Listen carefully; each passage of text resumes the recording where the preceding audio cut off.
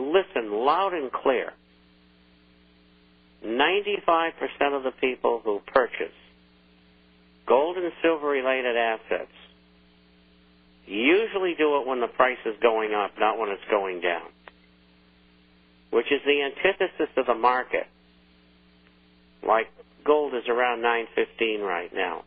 You should be a buyer. You shouldn't wait. And we've been telling you on this program after program, you shouldn't wait until it goes over $9.60 when it's breaking for $1,000 again. There's an old saying in the brokerage business: you buy them when nobody wants them. And it doesn't matter what it is. No. It isn't always a good buy, because that may not be the bottom. But it sure beats buying at the top, or at least an intermediate top, or a short-term top. So, as you get income, you go into the market and you buy. If you happen to buy in a dip, that's terrific. If you buy at the top, there's another top coming. Don't worry about it. Go find some more money, and if the prices come back down again, buy some more.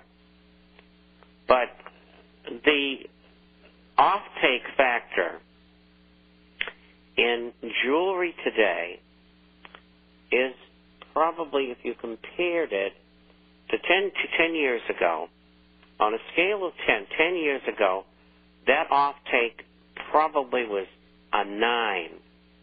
That's how important it was. Today, that jewelry off-take is probably a 4. And why is that? It's because of two things.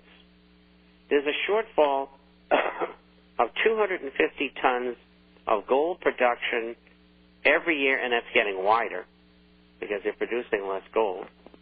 And there's nothing coming along of any size in the next 10 years that's going to replace that loss in gold production. And we have investment. 10 years ago, we didn't have gold investment. We did, but it was minuscule. On a scale of 10, it might have been 2. Today, it's 6 to 7. Big difference. So you must, and Kitka should have said this, you must say in an article such as that, to give it balance, you must say the offtake from Indian jewelry is down 50%. But investment in gold is up 50%. And it has to be that way. Otherwise, the price of gold would be considerably lower. It's pretty simple. That's the logic. That's the answer. But they didn't say that. So let's be fair. And sure, less jewelry is being purchased, but more investments are being made in gold. Oh my gosh, look at these ETFs and everything that were created.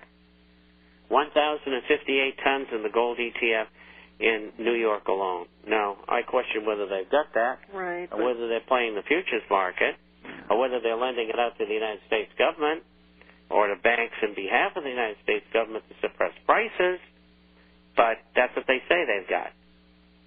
And all it's being used for is a tool to suppress prices. And, Melody, you said that from the very beginning. Yep, I sure did. But it just goes to show you the interest that people have in purchasing gold. You know, they don't know any better. They should, but they don't. Here's a second part here. I'm not sure if it was part of his question. And we got about 2 minutes. It says Rothschild Australia and E3 International are set to become key players in the international carbon credit trading market, an emerging commodity market that analysts estimate could be worth up to $150 billion by 2012. It's another paper game, trading and credits that would be given to areas that don't have large carbon emissions. It's just another gambling game. It's another casino That's all it is. Incidentally, I talked to a gentleman in Las Vegas this morning, and he was telling me it is really dreadful there. And he works out with Kurt Kerkorian, and he said, Kerkorian, he asked him, how's it going? He looked at him and said, you really don't want to know. And he said to me, the gentleman, what do you think? I said, half the casinos will go under, maybe more than that. And the price fall still hasn't hit bottom and won't for another year or two in that region. And it would take it probably 15 or 20 years to recover. And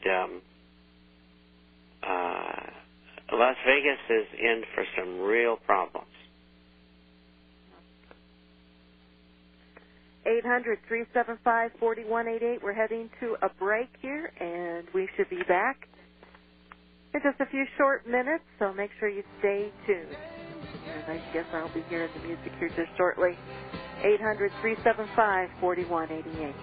And it's groovy that you guys are joining us today and listening to the program, Financial Survival, 1-800-375-4188. For a complimentary issue, give us a call on that number, complimentary issue to the International Forecaster. And, Bob, would you like to tell us about the International Forecaster, please? The forecast is about business, finance, economics, and social and political issues throughout the world. We publish by email on Wednesdays and Saturdays, runs around 35 pages each time. And we have a hard copy, which goes out twice a month for those who are not on the Internet. If you'd like to get some information on the forecaster, you can go to our site, and that address is theinternationalforecaster.com. The International, FORECASTER.com. If you'd like to email us with a question or get a free copy, you can go to bob@intforecaster.com. That's bob@intforecaster.com. 800-375-4188. And your gold and silver coins. Discount gold and silver. We do it better than anyone. We got great prices. Lots of times I get price comparisons with local coin dealers. And sometimes the prices are lower than mine, only because they buy from people who are in need of funds. They come in, they sell their coins, they want to deal in cash, and basically they steal from them. They'll pay Gold Eagles. They'll pay $50 and $100 below spot for them, because that's how they obtain their inventory. So we're on a different plane than what local dealers are, and lots of times I'm very competitive with local dealers. But I never said I was the least expensive, but as far as what we do, where we advertise, with my competitors being like Goldline, Lear, Swiss, Midas, I am more competitive than their prices. So give us a call at 1-800-375-4188. And if you have any questions, please, always call and ask, and we'd be more than happy to help you. What's the normal, Bob, of a president traveling out of state to, like, this meeting, this summit that they're having? I mean, what is the normal protocol for the amount of items and the prep? There's an article running around that President Obama is taking, over 500 staff, a medical team. They sent people over to test the air prior to his arrival. I mean, isn't that a little above and beyond? Or is this typical of what they do with every president, but it's never written about? Well, I have never heard of those kinds of things going on. A normal entourage might be something like 200. Testing the air, I can only think that after he leaves, they'll find out whether it stinks or not. I mean... You left that one wide open.